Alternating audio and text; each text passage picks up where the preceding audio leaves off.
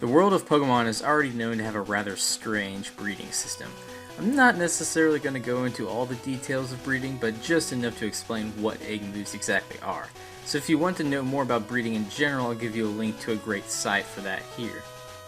Now, when two Pokemon of different species breed, occasionally certain Pokemon will hatch knowing a move that otherwise it or its evolutions would not be able to learn. This is called an egg move, and it's only learned when the male Pokemon knows that same move. Like I said earlier, I'm not going to go into all the details because it can get pretty complex, but that is a good enough background, I think, for this video. The first move I want to talk about is Heal Pulse. Heal Pulse is a psychic type move that restores the target's HP by half. What's kinda strange is why Chikorita can learn this as an egg move.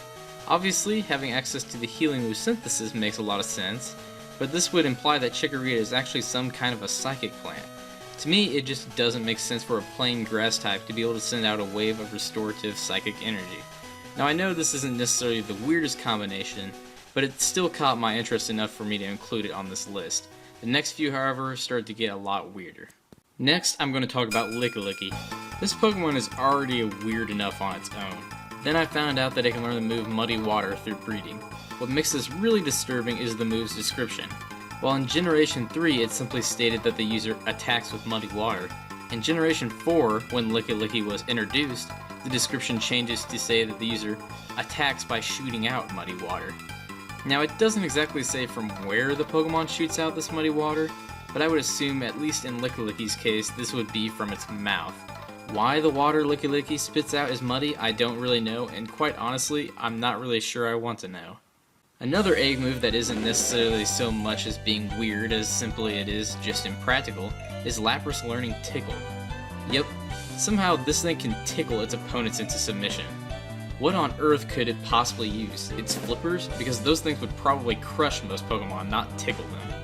And finally we have Snorlax, who by far has a couple of the weirdest egg moves that I've seen so far.